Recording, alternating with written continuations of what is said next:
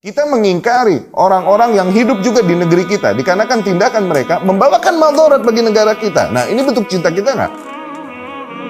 Kita ingkari mereka yang melakukan pergerakan yang akan merusak keamanan negara kita. Nah, kita ingkari mereka.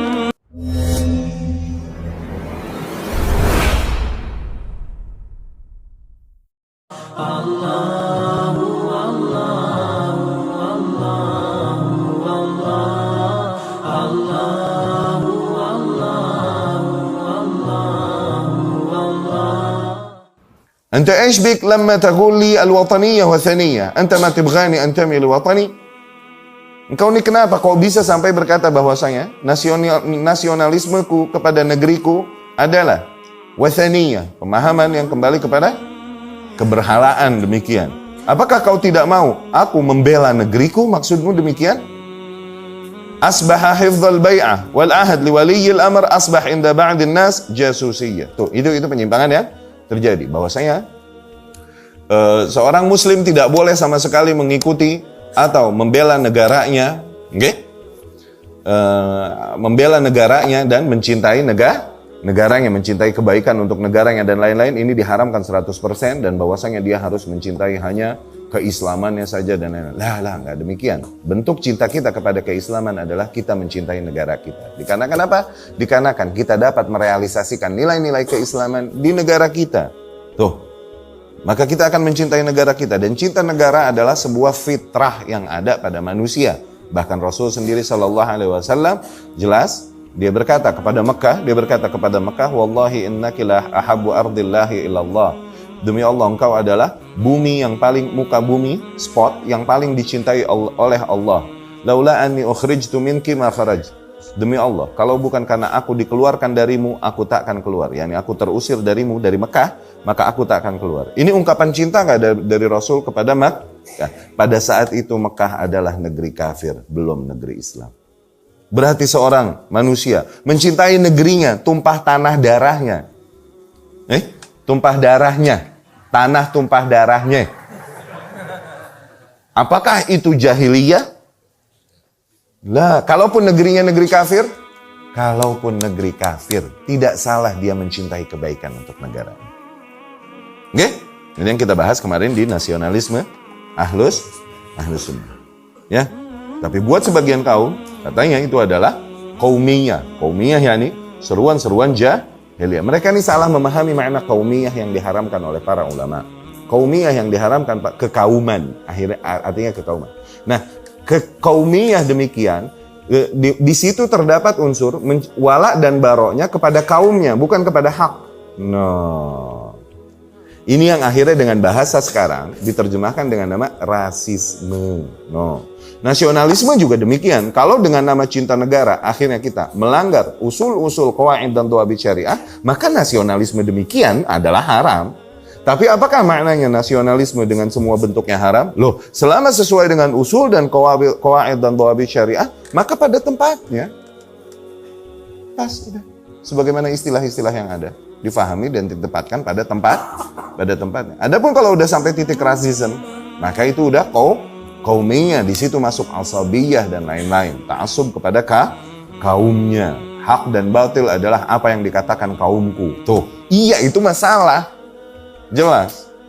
Adapun kita, sebagai bentuk kecintaan kita kepada negara kita adalah kita mengingkari orang-orang yang hidup juga di negeri kita, dikarenakan tindakan mereka membawakan madarat bagi negara kita. Nah, ini bentuk cinta kita nggak? Kita ingkari mereka yang melakukan pergerakan yang akan merusak keamanan negara kita. Nah, kita ingkari mereka. Nah, ini bentuk cinta kita kepada negara kita. Ketika penduduk yang melakukan kesalahan, maka kita katakan salah. Ini bentuk rahmat kita. Tidak kita biarkan mereka dalam kesalahan. Kita ingkari kesyirikan, kebid'ahan, penyimpangan, kemungkaran. Kita ingkari. Ini bentuk kecintaan seseorang, nasionalisme seseorang kepada negerinya. Namun sebagian kaum salah memahaminya.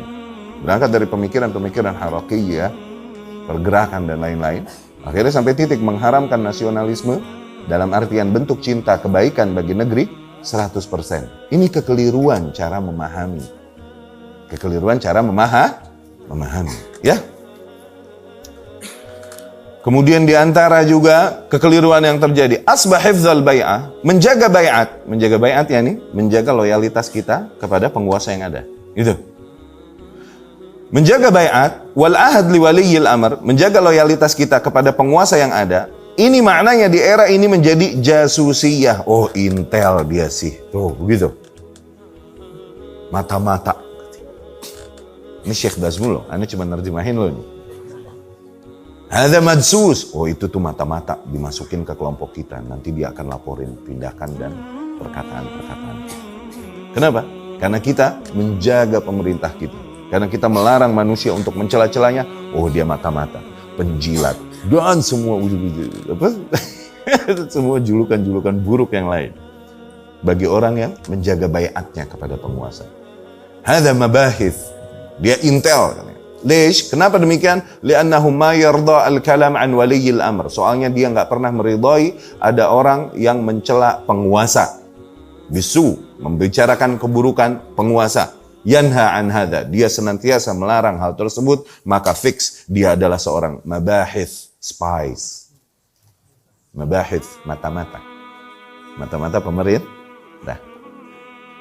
Hadha jasus, katanya. Jasus. Ya. Hadza madsus bainakum, hati-hati. Dia ini intel yang dimasukin ke golongan kalian, ya syabab, hati-hati, katanya begitu.